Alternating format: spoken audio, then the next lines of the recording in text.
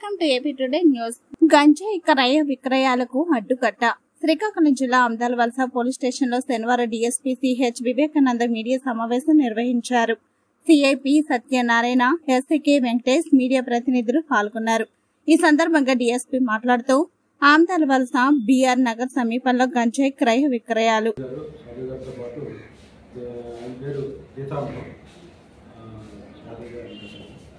దాంతో పాటు ఈ పూజారి వెంకటరమణ, లోకేశ్వరరావు, రాజా శ్రీగారు, అలాగే కాళీప్రసాద్ ఇదంతా కూడా ఈ ఇతని దగ్గర గంజాయి తీసుకుని వాళ్ళు చిన్న చిన్న పొట్లాలుగా పెట్టి ఊళ్ళో ఉన్నటువంటి కొంతమందికి అమ్మడం జరుగుతుంది.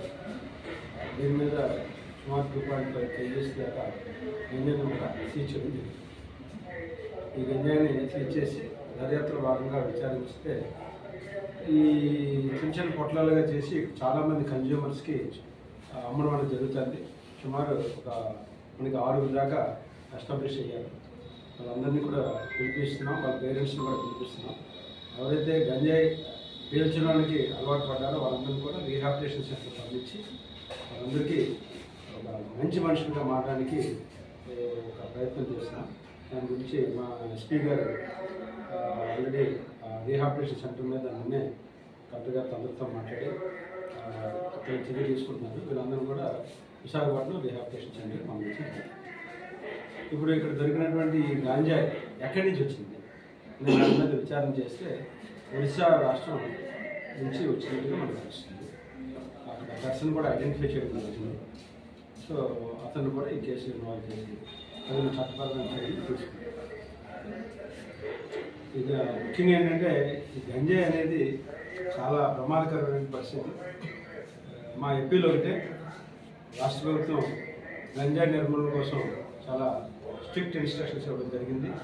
చట్టం కూడా చాలా కఠినమైనటువంటి చట్టం. మా ఎస్పీ గారు వచ్చిన దగ్గర నుంచి కూడా 100 days ప్లాన్లో ఈ గంజాయి నిర్మూలన చేయాలనేటువంటి ఇన్స్ట్రక్షన్ మాట్లాడుకోవడం జరిగింది. దాని మీద మీరు ఈ మధ్యన చూస్తుంటారు. నిజంగా మేము శ్రీకాకుళంలో కూడా 22 kg దాకా గంజాయి పట్టుకున్నాం ఫస్ట్ టైం. అలాగే అధికారులతో కూడా మాట్లాడడం జరిగింది. మా ఎస్పీ గారి సూచనలో నేను విజిట్ చేస్తున్నాను. ఇప్పుడు కమిషనర్ గారు నేను కలిపి శ్రీకాకుళం అంతా విజిట్ చేస్తాను. అదే రకంగా ఇక్కడ ఉన్నటువంటి ఈ మున్సిపల్ కమిషనర్తో కలిపి నేను ఒకరోజు విజిట్ చేస్తాను. మీరు ఇచ్చినటువంటి సూచనలన్నీ కూడా అగ్రముఖాముఖిగా ఇచ్చినా మీ సూచనలు మేము తీసుకుంటాం. మేము మామూలుగా చెప్పినా తీసుకుంటాము. మా వాట్సాప్ మెసేజ్ ఎట్లా పంపిస్తాం.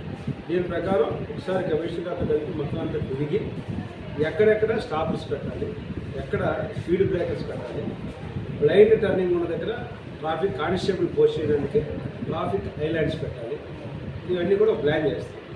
ప్లాన్ చేసి దానికి ఫైనాన్షియల్ బడ్జెట్ కూడా ఉంటుంది కాబట్టి మున్సిపాలిటీ బడ్జెట్ ఉంటే సరే, లేకపోతే గవర్నమెంట్ మన ఎమ్మెల్యే గారితో కూడా మాట్లాడి వారిని కూడా రిక్వెస్ట్ చేసి ఏదో ఒక ఫండ్స్ నుంచి మన ట్రాఫిక్ సమస్య, ఎందుకంటే ఆముదాలవలస రైల్వే స్టేషన్ చాలా ఇంపార్టెంట్ రైల్వే స్టేషన్. జిల్లా రైల్వే స్టేషన్ అంటే ఆముదాలవలస. శ్రీకాకుళం అనుకుంటాం కానీ శ్రీకాకుళం జిల్లా రైల్వే స్టేషన్ ఆముదాలవలస.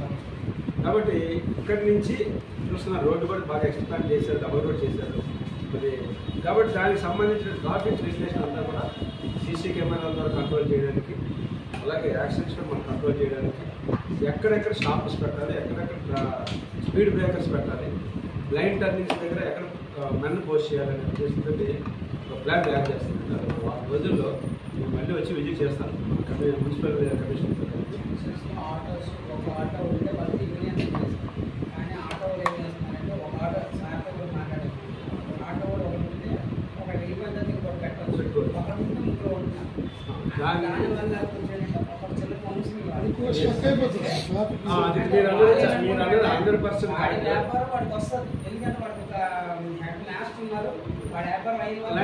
నంబరింగ్ ద్వారా ఇస్తాను.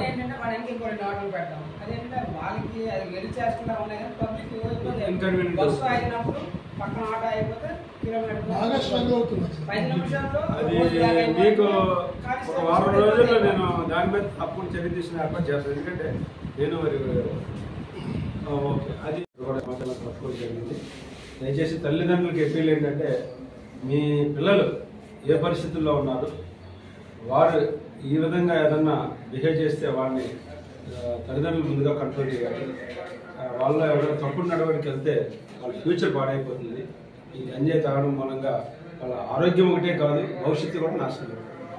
కాబట్టి మాది అప్పీల్ ఏంటంటే పేరెంట్స్కి, ముఖ్యంగా పిల్లల పట్ల జాగ్రత్తగా ఉండాలా, వాళ్ళ మీద అబ్జర్వేషన్ ఉండాలా. ఎటువంటి చిన్న తప్పుడు గంజాయి కానీ మధ్యపద్ధతి అలవాటు పడితే ఇమీడియట్గా మీరు కంట్రోల్ చేయనప్పుడు మాకు తెలియపరిస్తే మేము కౌన్సిలింగ్ సెంటర్ తీసుకెళ్ళి రిహాబిలిటేషన్ ద్వారా వాళ్ళని మంచి మనిషిగా మార్చి అందరికి ఉపయోగపడేలా చేయడానికి ఒక ప్రయత్నం చేస్తాము. తల్లిదండ్రులు సాధ్యం చేస్తున్నాం. Thank you.